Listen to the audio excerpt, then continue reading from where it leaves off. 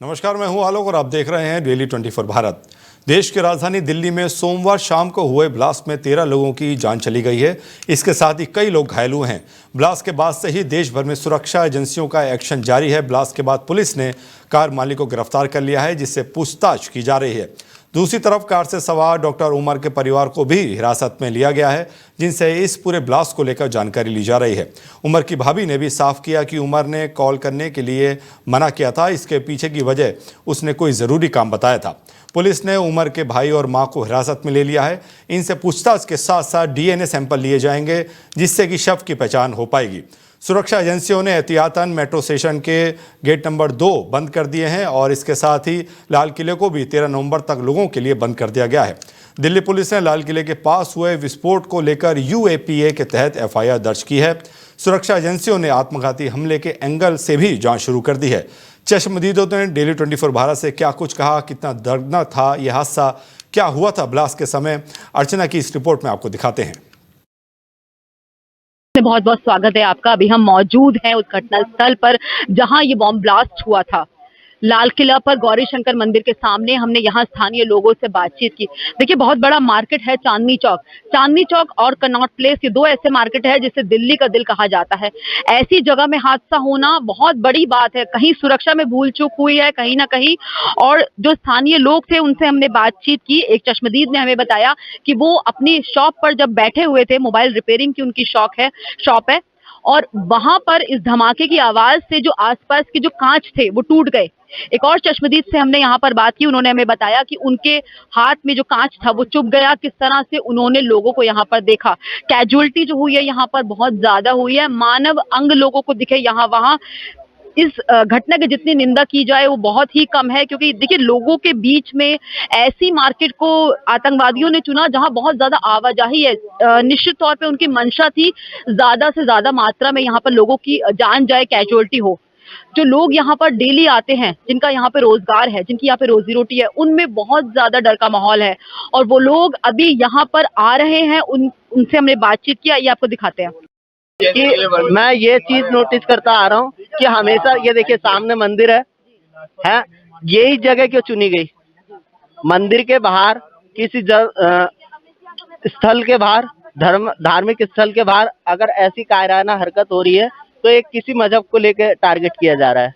और हमेशा उस मजहब में कोई सचिन, अमित और सोनू को नहीं होता है, हमेशा अब्दुल्ली को होता है। अगर ऐसा हो रहा है तो एक कदम हमें उठाने की जरूरत है। आप देख रहे होंगे बाबा बागेश्वर, वो भी सनातन की यात्रा को चल रही है। तो कुछ भी हो सकता है, मगर मैं मोदी जी से एक ही रिक्वेस्ट करना चाहूंगा, जैसे कि ऑपरेशन सिंदूर लॉन्च किया था, उसी तरीके से एक नया ऑपरेशन लॉन्च करना चाहिए, जो कि देश के जो टेररिस्ट माइंडसेट लेके जो बैठे हैं, देश के गद्दार जो हमारे देश की खाते हैं और उसी में ही ये कायराना हरकत करते हैं, तो इस चीज को जड़ से खत्म कर देना चाहिए। और मैं पॉलिटिकल तो कोई मैं कल दुकान यहाँ लगा रखा था।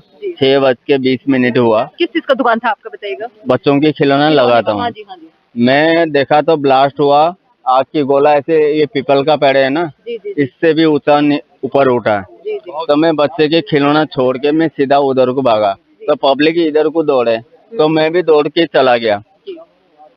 2 मिनट या 3 मिनट के बाद मैंने नेक्स्ट टाइम ही रोड क्रॉस करके देखा, कम से कम 13 लाश तो मैंने गिना है। न्यूज क्या बता रहा क्या नहीं बता रहा वो तो ऊपर वाले जाने। मैंने खुद ही देखा।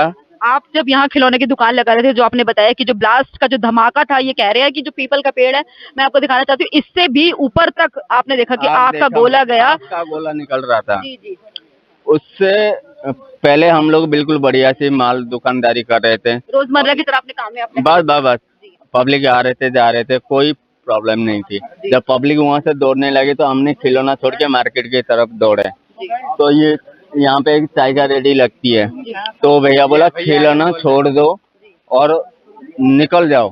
हम खिलौना यहाँ छोड़ के अपना सामान सब छोड़ के भाग गए ऊपर से जाके, उधर से जाके देखे मैंने अपनी आँख से। मैडम मेरे पास मोबाइल होता तो मैं आपको दिखाता जरूर। 13 लाश मैंने खुद ही गिना। गाड़ी के अंदर 2 बच्चे जल रहे थे, लेकिन वो जिंदा थे। लेकिन निकालने के लिए किसी के पास कोई हिम्मत नहीं, क्योंकि गाड़ी पीछे से भी आगे से भी आग लग रहे थे। किसी के पास कोई ना पानी था, वाटरप्रूफ था, ना कोई पुलिस वाले था, कोई नहीं था। मैंने वहाँ जाके देखा, जो भी भाई मर रहा था वहाँ पड़ा था।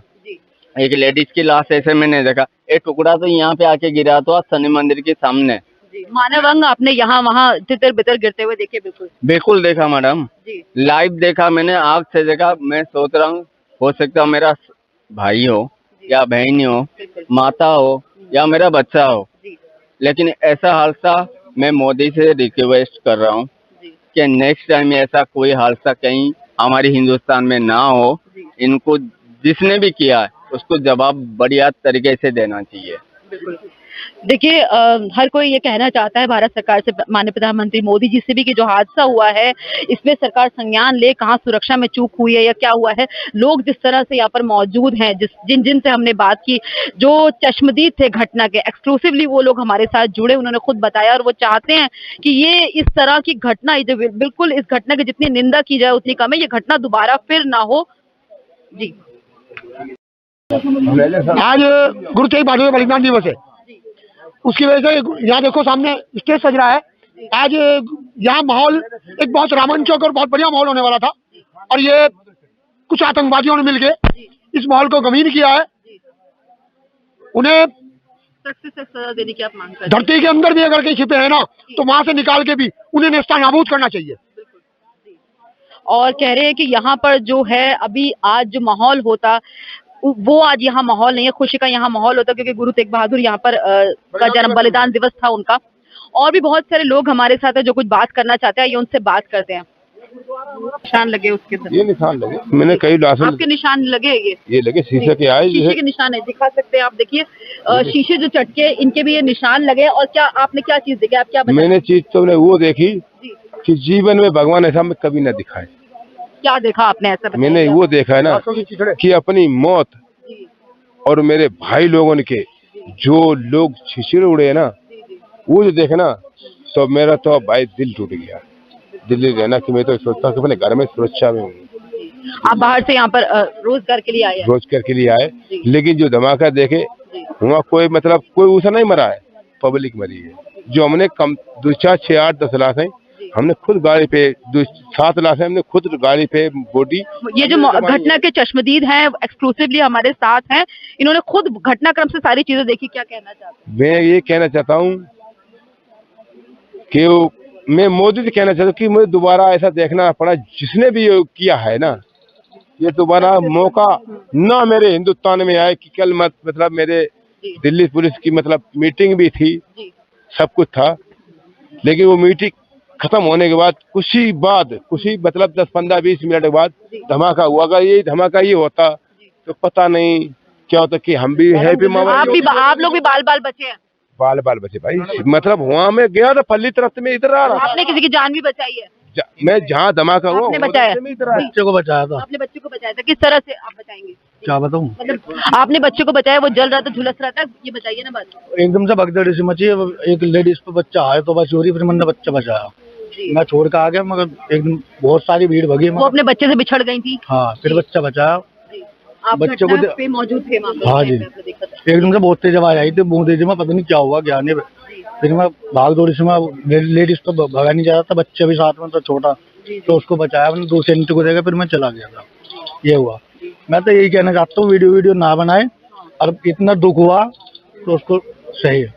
या वीडियो बनाने थोड़ी आ रहे हैं, सब वीडियो स्नैप बना रहे हैं, तो गलत बात है।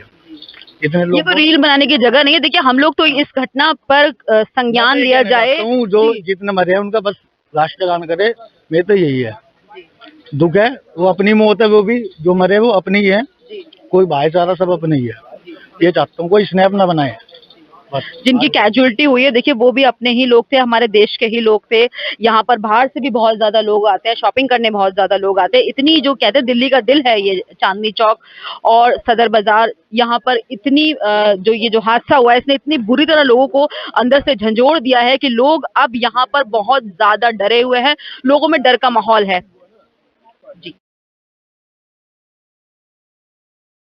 जुड़ रही हमारी संवाददाता अर्चना और उनसे ज़्यादा बात करेंगे क्या कुछ उन्होंने वहाँ पे लोगों से पूछा। अर्चना जी आप ग्राउंड जीरो पे थी, वहाँ पे आपने लोगों से बातचीत की, तो क्या दर्द था उनके दिल में, थोड़ा ये बताइए हमें।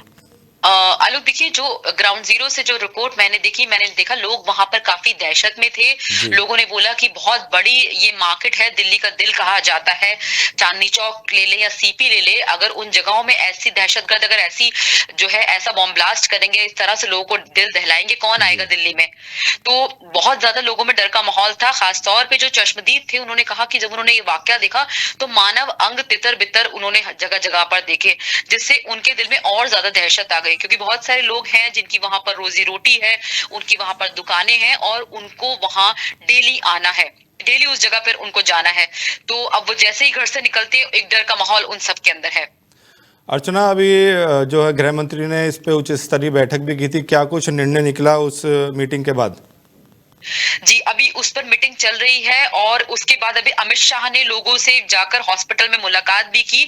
इसके साथ साथ लोगों का ये भी कहना है, लोग माननीय प्रधानमंत्री से कहना चाहते हैं कि जिस तरह से ऑपरेशन सिंदूर को अंजाम दिया गया प्रधानमंत्री मोदी जी ने, तो लोग बड़ी उम्मीद के साथ उनकी तरफ नजरें गड़ाए बैठे हैं कि इस घटना के बाद भी जल्द से जल्द इंसाफ हो और जो भी दरिंदे हैं जिन्होंने भी इस तरह की विभत्स से घटना को अंजाम दिया, वो जल्द से जल्द वो लोग पकड़े जाएं और जो कड़ी से कड़ी सजा दी जाए, ताकि जो ऐसी घटना है वो भविष्य में ना दोबारा दोहराई जाए। तो अर्चना आप इसमें जो है जो फिदाइन जो कार में सवार था वो क्या अभी मर गया है, क्या कुछ आपके पास जानकारी है? जी जी आलोक जी, आप फिर से अपना क्वेश्चन रिपीट करेंगे। ये जो फिदाइन था गाड़ी में सवार था i20 के अंदर, वो इस ब्लास्ट में मारा गया है, क्या पुष्टि कितनी हो पाई है उसकी? क्योंकि अभी जांच एजेंसी कह रही है कि उसका डीएनए टेस्ट लिया जाएगा ताकि एक कंफर्म हो सके कि उसमें बैठा हुआ आतंकी ही उस गाड़ी में था।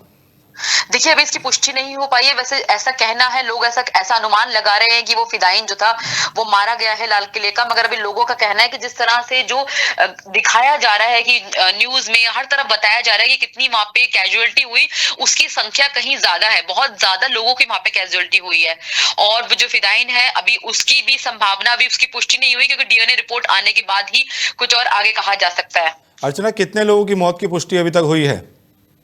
देखिए, जो चश्मदीद है वो 25 साल से वहां पर एक अपने खिलौनों की दुकान लगाता है। उसने बोला कि मैं 25 साल से इस जगह पर हूँ और जगह की हर तरफ से मैं वाकिफ हूँ। लाल किले में जो गाड़ियां आती हैं पार्किंग में, उनकी जो चेकिंग है वो दुरुस्त नहीं है। वहां अमूमन कोई भी गाड़ी आके पार्क कर देता है, जो कहीं ना कहीं सुरक्षा में भी एक चूक का मामला सामने आ रहा है। और उसने ये बोला कि बहुत ये इस घटना के बाद लोगों में डर का माहौल था, क्योंकि उसने खुद अपनी आंखों से 2 बच्चों को गाड़ी में ऐसे जलते हुए देखा। तो उसने बोला कि ये जो दृश्य है मैं अपने जीवन भर कभी नहीं भूल सकता। जी अर्चना, बहुत धन्यवाद हमसे जुड़ने के लिए, तमाम जानकारी साझा करने के लिए। तो आपको बताते चलें कि अब तक 13 लोगों की मौत की पुष्टि हो गई है और आपको बता दें अमित शाह की जो उच्च स्तरीय बैठक थी उसके अंदर अब ये जांच जो है NIA को सौंप दी गई है।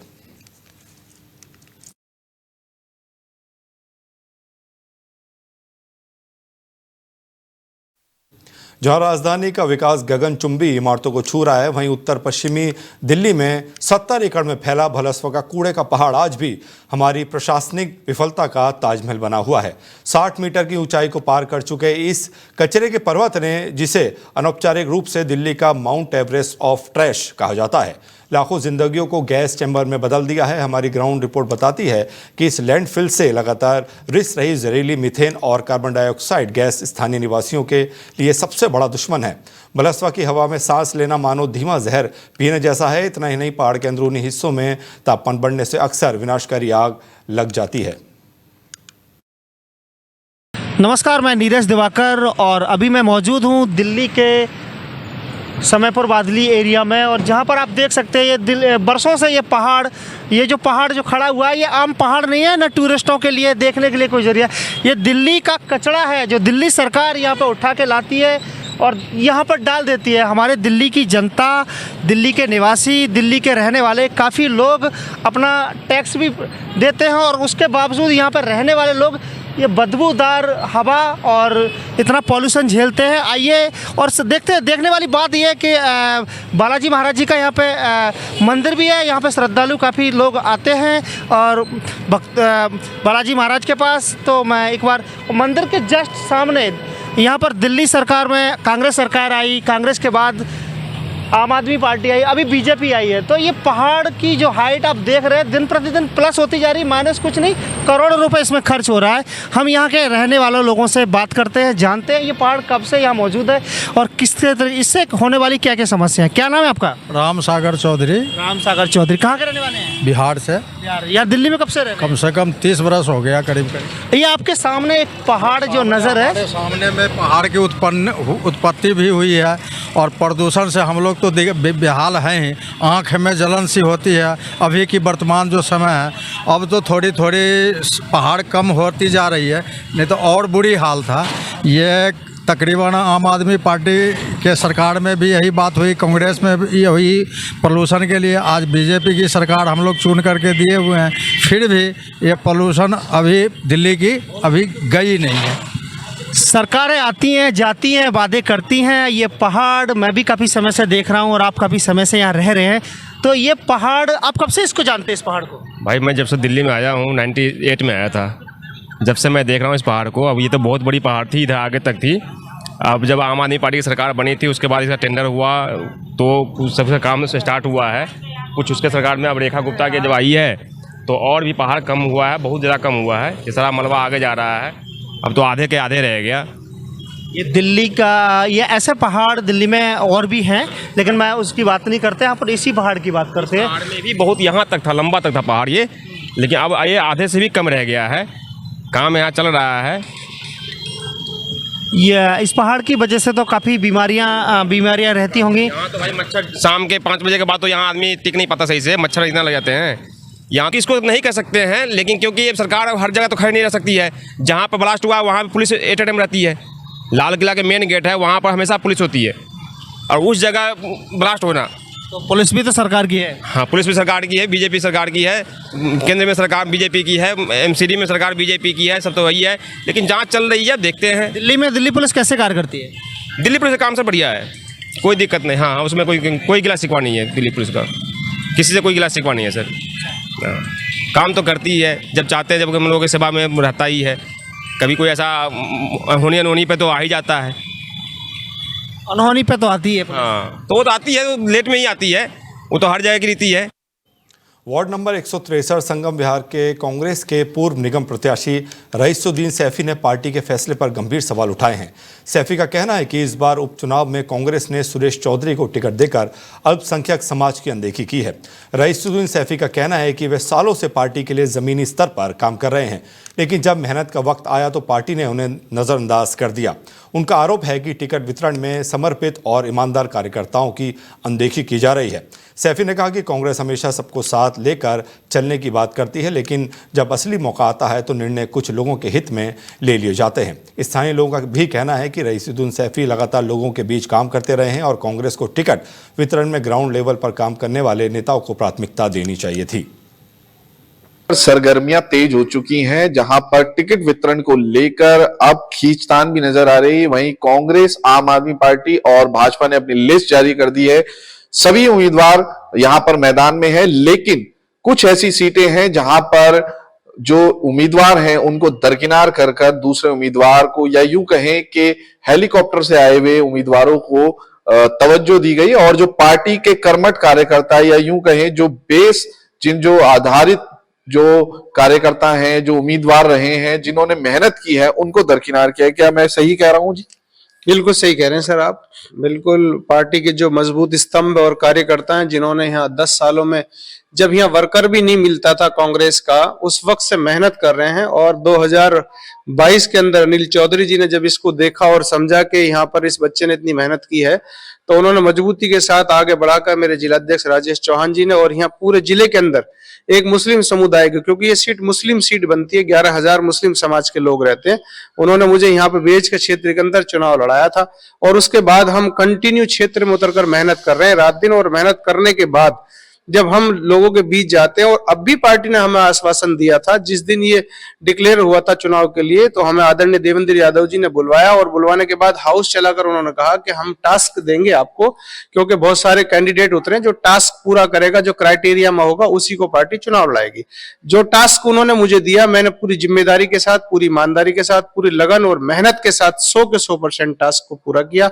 उन्होंने 3 तारीख तक जमा करने के आदेश दिए। मैं 3 तारीख को अपना बायोडाटा के साथ प्रदेश कार्यालय में जमा करके आया। 4 तारीख को उन्होंने आदेश दिया कि हर विधानसभा में आपको मास्क वितरण करने। हमने 4 तारीख को देवली विधानसभा में मास्क बांटे। 5 तारीख को उन्होंने आदेश दिया कि आपको अपने ब्लॉक के अंदर एक मास्क का आंदोलन करना, एक रैली निकालनी है, घर घर जाकर लोगों को मास्क बांटने। हमने 5 तारीख को मास्क बांटे। उसके बाद 7 तारीख को हसन अहमद साहब, जो हमारे यहाँ के ऑब्जर्वर हैं, उन्होंने कहा कि रईस आपको एक मीटिंग और देनी पड़ेगी।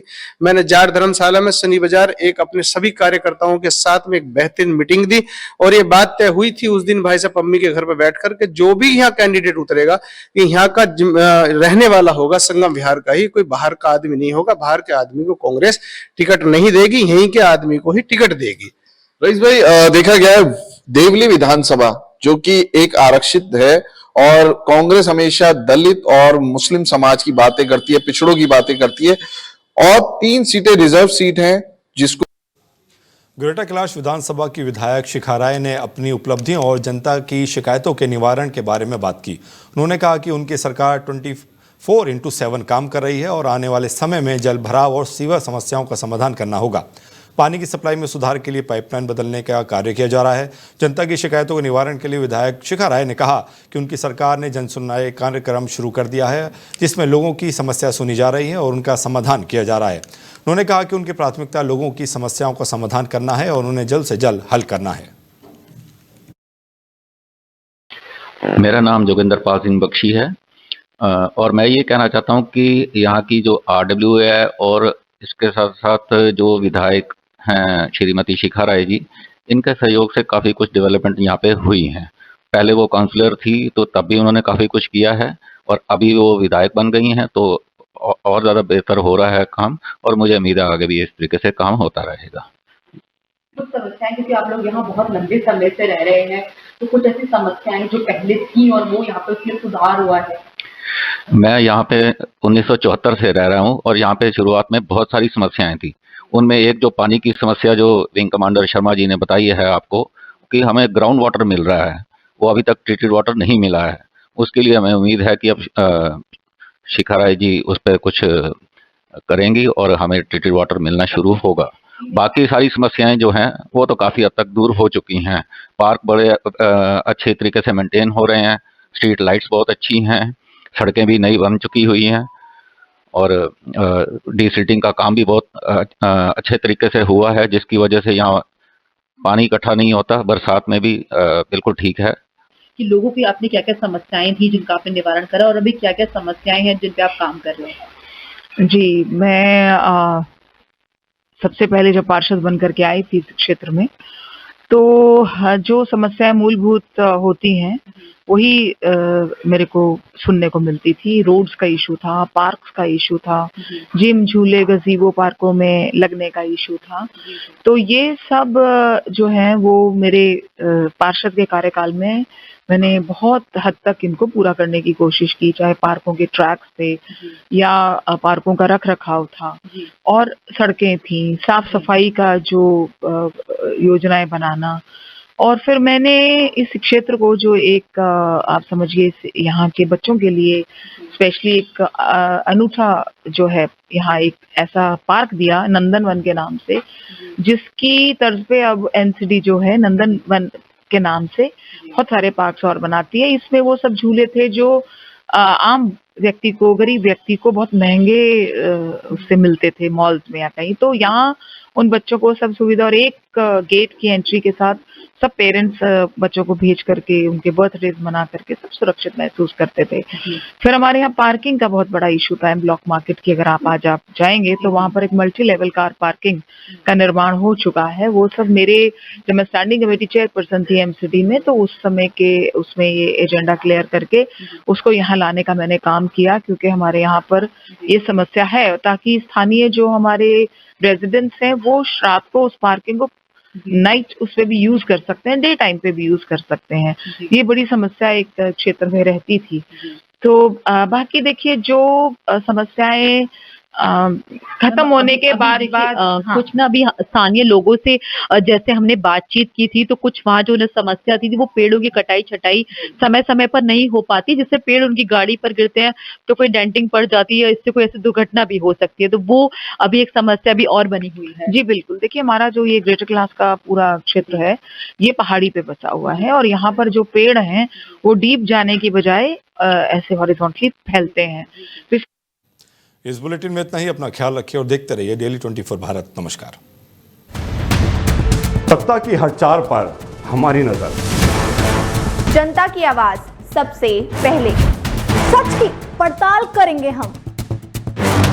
क्या छपा क्या छिपा, राजनीति के खेल का पर्दाफाश, जहां राजनीति को परखा जाता है जनता की कसौटी। राष्ट्रहित है हमारी प्राथमिकता, जहां बॉलीवुड की चमक भी सच्चाई से टकराती है। डेली 24 भारत पर।